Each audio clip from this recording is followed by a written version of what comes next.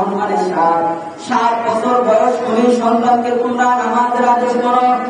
আল্লাহ নবী বলেন ওয়াসরিকুম আলাইহা ওয়া হুম আবনাউ 10 সিনিন। সন্তানের বয়স যখন 10 হয়ে যায়, সন্তান যদি নামাজ আদায় না করে, তাহলে সন্তানকে নামাজ পড়ানোর জন্য হালকাভাবে প্রহার করো। এটা আপনার দায়িত্ব। 10 বছর বয়স থেকে সন্তানকে নামাজের আদেশ করা, 7 বছর বয়স থেকে সন্তানকে নামাজের আদেশ করা। সন্তান যদি নামাজ না পড়ে 10 বছর বয়স হয়ে গেল, নামাজ পড়ে না, নামাজ না পড়ার কারণে আল্লাহ হাকিম বলেন আপনার সন্তানকে আপনি প্রহার করেন, আপনি মারেন, এরপরে সন্তানের জন্য নামাজ পড়ে। এটা আপনার দায়িত্ব। এরপরে রাসূল বলেন সন্তানের বয়স যখন 10 হয়ে যাবে, তখন সন্তানের বিছানাগুলো আলাদা করে দিবেন, আপনাদের সাথে আর রাখতে দিবেন না। সন্তানের রাতের বিছানা আলাদা করবেন, তারা আলাদা বেডে ঘুমাবে, আলাদা বিছানায় ঘুমাবে। মনে রাখবেন, আপনার সন্তান বয়স 7 গেল, আপনি নামাজের আদেশ করেন নাই। 10 বছর হয়ে গেল, আপনি আপনার সন্তানকে নামাজের আদেশ করেন নাই। রাসূলের এই হাদিসটা মনে রাখবেন। আল্লাহ হাবিব বলেন কুল্লুকুম রাঈন ওয়া কুল্লুকুম মাসউলুন আন রাঈয়াতিহি। সবাই আপনারা দায়িত্ববান, কিয়ামতের ময়দানে আপনাকে আপনার দায়িত্বের ব্যাপারে জিজ্ঞেস করা হবে। আপনার সন্তানের দায়িত্ববান আপনি, কিয়ামতের ময়দানে আপনার সন্তানের ব্যাপারে আপনাকে জিজ্ঞেস করা হবে। আপনি কি আপনার সন্তানের অধিকারগুলো আদায় করেছেন কিনা, আপনার সন্তানের হকগুলো আপনি আদায় করেছেন কিনা, আপনাকে জিজ্ঞেস করা হবে। এজন্য আপনি যদি আপনার সন্তানকে নামাজের আদেশ না দেন, নামাজের শিক্ষা না দেন, নামাজের তরবিয়ত না দেন, তাহলে আপনি প্রস্তুত থাকবেন কিয়ামতের ময়দানে, হাসরের ময়দানে আল্লাহর আদালতে জবাব দেওয়ার জন্য। আল্লাহর আদালতে আপনার জবাব দিতে হবে আপনার সন্তানকে কেন নামাজের শিক্ষা দিলেন না। সন্তান আপনার ব্যাপারে আল্লাহর আদালতে মামলা দায়ের করে বলবে, আয় আল্লাহ, আমার বাবা কোনদিন আমাকে নামাজের জন্য বলে নাই, কোনদিন আমাকে আমার বাবা রোজার জন্য বলে নাই, কোনদিন আমার বাবা আমাকে ইসলামের বিধান পালন করার জন্য বলে নাই, আমার বাবা তো আমার অভিভাবক ছিল বলে নাই। তখন আল্লাহ বাবাকে বলবে, তুমি কি এগুলা বলছো, বলো নাই? তখন বাবা বলবে, আমি তো বলি নাই। তখন আল্লাহ বাবাকে সন্তানের কারণে বাবাকে আল্লাহ তাআলা জাহান্নামে নিক্ষেপ করবে, জাহান্নামে ফেলাবে।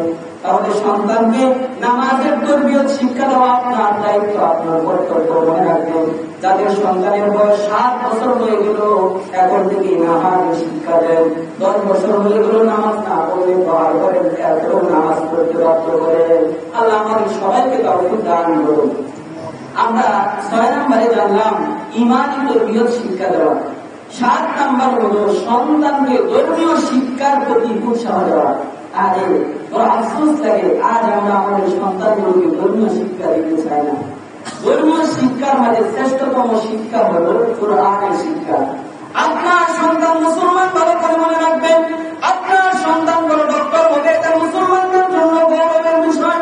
আপনার সন্তান বড় ইঞ্জিনিয়ার হবে, এটা মুসলমানদের জন্য গৌরবের বিষয়। আপনার সন্তান বড় কিছু হবে, এটা মুসলমানদের জন্য গৌরবের বিষয়। কিন্তু মুসলমান মনে রাখবেন, আপনার সন্তানের প্রাথমিক শিক্ষা কোরআনের শিক্ষা, এটা যদি আপনি না দেন, তাহলে আপনার এই সন্তানটা কোন একদিন নাস্তিক অথবা কোন একদিন মুরতাদ হয়ে যেতে পারে, এতে কোন সন্দেহ নাই। মুসলমান মনে রাখবেন, আপনার সন্তানের ভিতরে কোরআনের শিক্ষা যদি না থাকে, আপনার সন্তানের ভিতরে কোরআনের আলো যদি না থাকে, তাহলে মুসলমান এমন হতে পারে আপনি যখন বৃদ্ধ হয়ে যাবেন, তখন আপনার সন্তান আপনাকে বৃদ্ধাশ্রমে রেখে আসবে। কি বলেন, ঠিক কিনা? বাংলাদেশের ভিতরে বা বিশ্বের যত গান্ধীগুলোর মাঝে বৃদ্ধাশ্রমগুলো আছে, আপনি গিয়ে দেখেন যাদের সন্তানের ভিতরে কোরআনের শিক্ষা আছে, যাদের সন্তান গুলো আলেম, এদের কোন মা বাবা বৃদ্ধাশ্রমে নাই। যাদের সন্তানগুলো আলেম, যাদের ভিতরে কোরআনের শিক্ষা আছে, এদের মা বাবাকে বৃদ্ধাশ্রমে রাখে না। তাহলে মুসলমান, আপনার সন্তান পরবর্তীতে আপনার খেদমত করবে, আপনার সন্তান পরবর্তীতে আপনার দেখাশোনা করুন, আপনার বিদ্যুৎ রয়েছে। এটা যদি আপনি চান, তাহলে মুসলমান আপনাদের হাতে দুই পায়ে যদি আপনার সন্তানকে কোরআনের শিক্ষা শিক্ষিত করেন, কোরআনের শিক্ষা দেন, প্রাথমিক শিক্ষা কোরআনের তেলাওয়াত শিখান, কোরআন শিক্ষা দেন, এটা আপনার দায়িত্ব, কর্তব্য। আপনার সন্তানের ভিতরে যদি কোরআনের শিক্ষা থাকে বাবা, তাহলে কোনদিন আপনার এই সন্তানটা আপনাকে কোনদিন কষ্ট দিবে না, আপনার বিবিকে কষ্ট দিবে না, আপনাকে আপনাকে দেখাশোনা করবে, কোনদিন আপনার অবাধ্য হবে না। কোরআনের শিক্ষা দেন।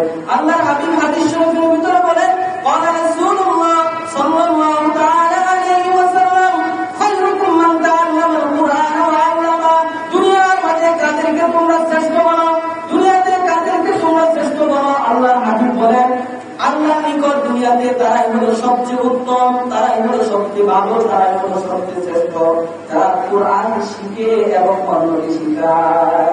যারা কোরআন শিখে অন্যকে শিখায় তাদের যে শ্রেষ্ঠ, তাদের চেয়ে ভালো দুনিয়াতে আর কেউ নাই।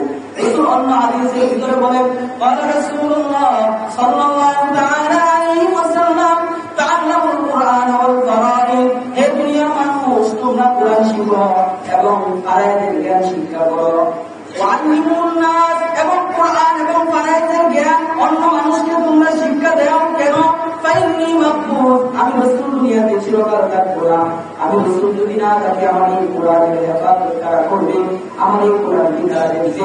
এজন্য তোমরা নিজেরাও কোরআন শিখো এবং অন্যকে কোরআন শিখাও।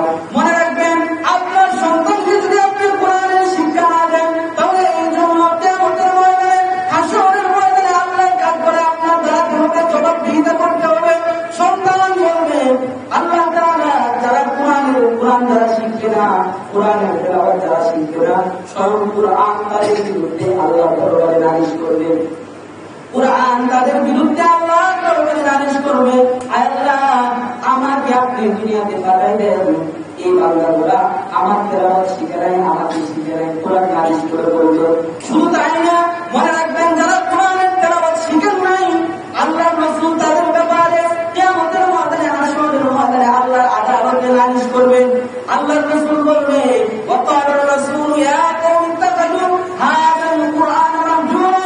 আমাদের নবী আমার বিরুদ্ধে বলবে, আপনার বিরুদ্ধে বলবে, যারা কোরআনের তেলাওয়াত শিখেন নাই তাদের বিরুদ্ধে বলবে, আল্লাহ, আমার এই বান্দী, আমার এই উম্মতগুলা, আমার এই উম্মতগুলা এই কোরআনকে দুনিয়ার জমিনের মাঝে পরিত্যাজ্য হিসাবে গ্রহণ করেছে। কোরআনের তেলাওয়াত শিখে নাই, কোরআন শিখে নাই। আল্লাহ রাসূল অভিযোগ করবে, রাসূল বলবে, রাসূল যদি আমার আপনার বিরুদ্ধে আল্লাহর কাছে নালিশ করে, তাহলে কি আমরা পরকালে জান্নাত পাবো? তাহলে দেখেন, কোরআনের তেলাওয়াত আমি না শিখলে, আমার বাচ্চাকে না শিখালে রাসূল আমার বিরুদ্ধে আল্লাহর দরবারে নালিশ করবে। শুধু তাই না, যারা কোরআনের তেলাওয়াত শিখবেন না, বাচ্চাকে শিখাবেন না, আল্লাহ তাআলা পবিত্র কোরআনে ঘোষণা দিলেন, এই মানুষগুলোকে আল্লাহ তাআলা হাসরের ময়দানে কবর থেকে উঠাবে, অন্ধ বানায় আল্লাহ এদেরকে কবর থেকে উঠাবে। আল্লাহ তাআলা এদের কবরগুলোকে সংকীর্ণ করে দিবে। আল্লাহ বলেন, ومن أعرض عن ذكري فإن له معيشة ضنكا ونحشره يوم القيامة أعمى। আল্লাহ বলেন, যারা কোরআনের তেলাওয়াত শিখবে না, কোরআন শিখবে না, আল্লাহ তাআলা তাদের কবরগুলোকে সংকীর্ণ করে দিবেন। শুধু তাই না, আল্লাহ তাআলা তাদেরকে হাসরের ময়দানে কবর থেকে যখন উঠাবে, তখন আল্লাহ তাদেরকে আমা, অন্ধ বানায় আল্লাহ তাদেরকে উঠাবে। অন্ধ বানায় আল্লাহ, অন্ধ মানে আল্লাহ তাআলা তাদেরকে উঠাবে। এজন্য মুসলমান সবাই নিজে কোরআন শিখবেন। আপনার অধীনস্থ যারা, আপনার সন্তান যারা, তাদেরকেও কোরআনের শিক্ষা দিলে এটা আপনার দায়িত্ব। কোরআনের শিক্ষাটা দিলে এটা আপনার দায়িত্ব। তাহলে 7 নম্বরে আমরা জানলাম সন্তানকে কোরআনের শিক্ষা দেওয়া। আমরা বলেছিলাম সন্তান দুনিয়াতে আসার পরে 12টা দায়িত্ব কর্তব্য আমরা যারা অভিভাবক তাদের।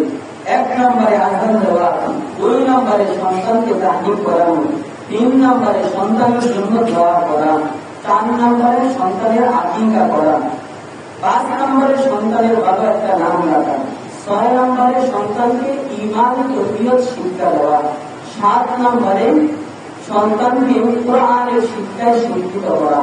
এই 7টা আমরা জানলাম, বাকি আরো 5টা ইনশাআল্লাহ আগামী সময় বলা হবে।